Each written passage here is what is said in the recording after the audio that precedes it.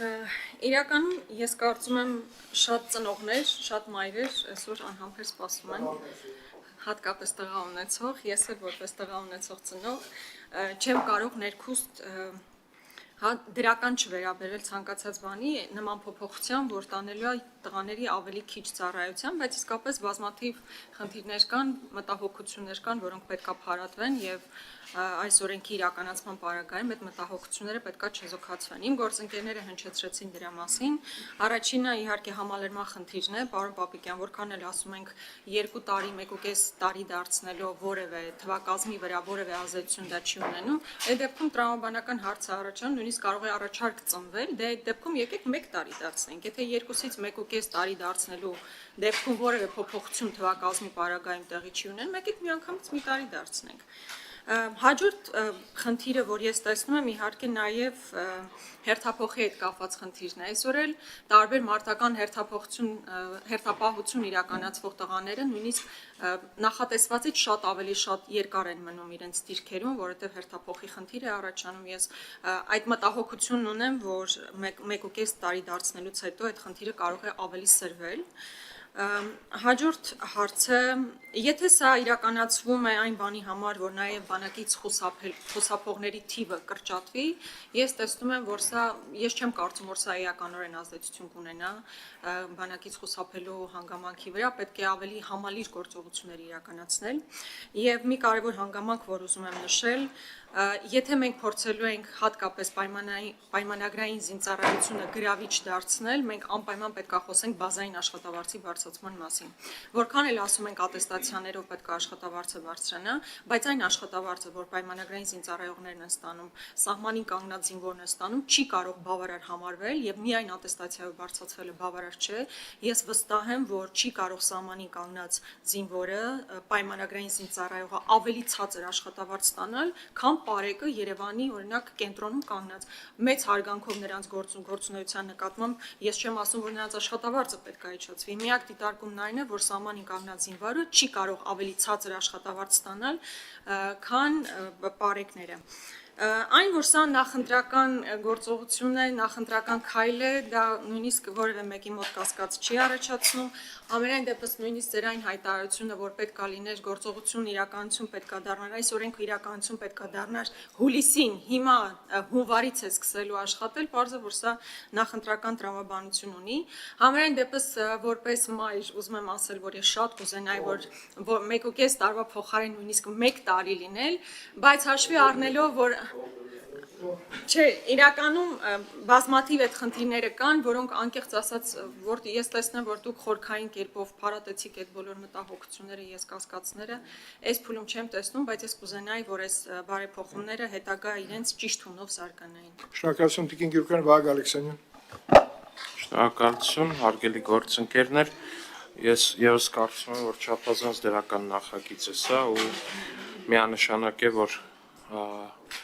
հանրության լայն շերտերում միայն դրական արձագանք է ստանալու ու դա շատ տրամաբանված է,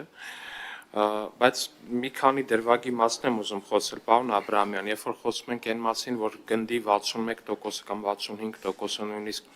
դրական է ստացել ատեստացիան, բայց գունդը անբավար, նույնիսկ պարոն Պապիկյանի մեջ բերած է թեր համալրումը տեխնիկայով կամ մարդկային ռեսուրսով, եթե նույնիսկ մի կողմ դնենք,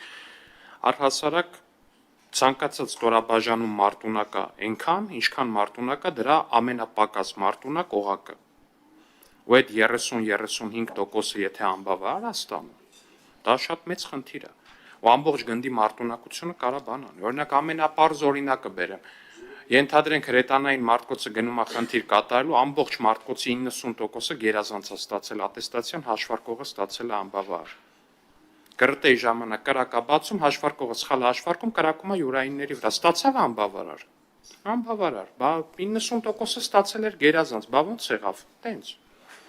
այդ բան չի էլի, մաթեմատիկա չի պարզ, որ ասենք, եթե այսքան տոկոսը ստացել է գերազանց, ուրեմն ամբողջ գունդը պետք է ստանա գերազանց, ինքը շատ բարդ պրոցես է, այնտեղ ներդաշնակեցման հարց կա, այնտեղ հազար ու մի հարց կա, այնտեղ միջանձնային հարաբերությունների հարց կա, ընդհուպ միջև ու լիքը այլ բաներ։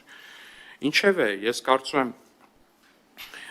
Առհասարակ այս նախագիծը միանշանակ դրական է ու մենք հիմա շատ լավ բան ենք անում մեր քաղաքացիների համար ու իմ ընկալումը այն է, որ մենք պետք է շարունակենք շարժվել բանակի պրոֆեսիոնալացման ճանապարհով, որը եւ շատ լավ մեկնարկ ունի, հենց Պաշտպան հայրենիաց ծրագրի միջոցով ու ես վստահ եմ, որ մենք կհաջողենք։ Շնորհակալություն։ Շնորհակալություն։ Եզրափակիչ ելույթի համար խոսեմ ես, հետո պարոն նախարարը։ Տիկին Գիրուկյան, ասեմ, որ այս նախաձեռնությունը նախընտրական չի հաստատ։ Ինչքան էլ մենք ասենք, դուք ասելու եք նախընտրական է, բայց ինքը սպասված էր եւ սպասված էր վաղուց, եւ եթե մենք ունենայինք այդ հնարավորությունը, պարոն նախարար, երևի ավելի շուտ կանենք։ Այսօր ունենք այդ հնարավորություն չանենք։ Եվ սա ոչ միայն սպասված, ասա դրական լիցքեր է տալիս։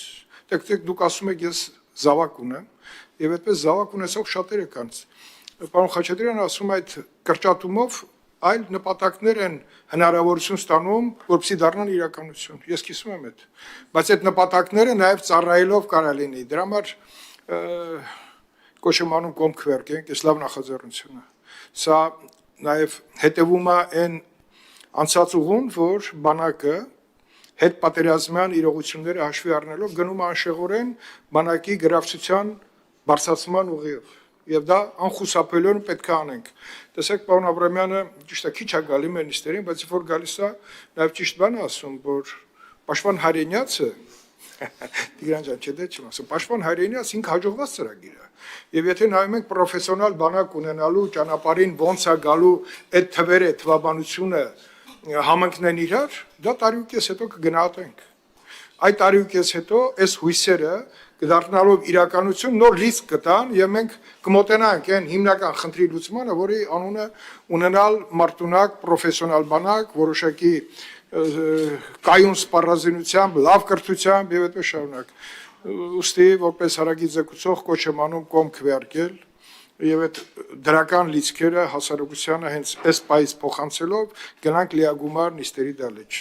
Պարոն նախարար, խնդրում։ Շնորհակալ եմ եւ հարցերի համար, եւ դիտարկումների եւ քննադատության։ Հարգելի գործընկերներ, իրականում սա եւս մի քայլ է դեպի պրոֆեսիոնալ բանակ, որովհետեւ մենք հիմա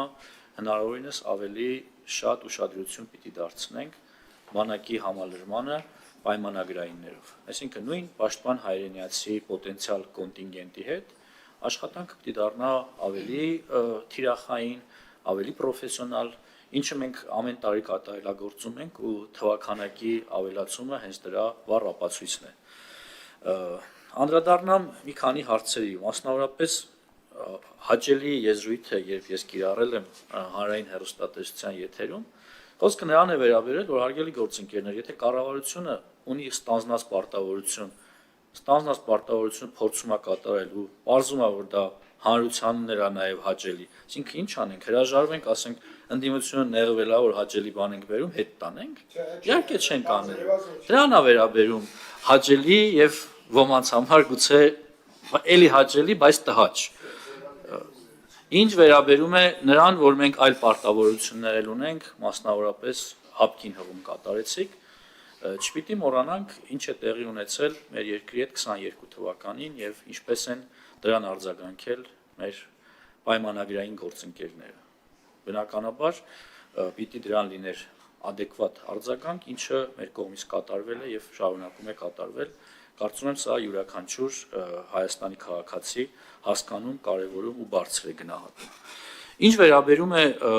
այն հարցին, որ գրըտն գնահատումը ու ինչ որ մեկին ցածր է գնահատում կամ ինչ որ միավորի, եւս մի անգամ նշեմ, որ սա համալիր գնահատական է։ Ու քանի որ ես տեխնիկայի մասին խոսեցի համալրման, որպեսզի հարցեր չառաջանան, այ ուրեմն տեխնիկա չկա դրա համար։ Ոչ, հարգելի գործընկերներ, տեխնիկա կա, տեխնիկան կավելանա ու ես փակ քննարկման ժամանակ ձեզ նման առաջարկ արել եմ, օրինակ պարոն Աբրամյանը ներկա չի գտնվել, ձեր ֆրակցիան ընդհանրապես ներկա չի գտնվել, ես հիմա հրապարակային եմ հրավիրում ազգային ժողովի ընդդիմադիր երկու խմբակցություններին,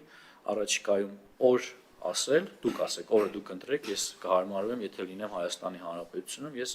անձամբ ձեզ ուղեկցեմ, ցուցադրեմ վերջին տարիներին մեր կողմից ձեռք բերված սպառազինությունը եւ ռազմական տեխնիկան։ Հուսամ չեք մերժի, հրավերը կընդունեք։ Բարեք սահմանին ծառայող զինվոր։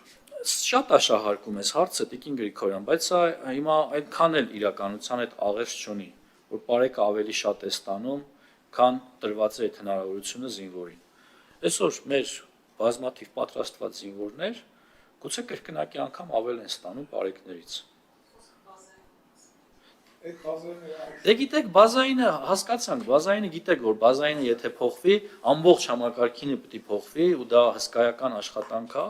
Կառավարությունը նաև դա է պլանավորում, իհարկե դա մյուս կառավարության խնդիրը կլինի ու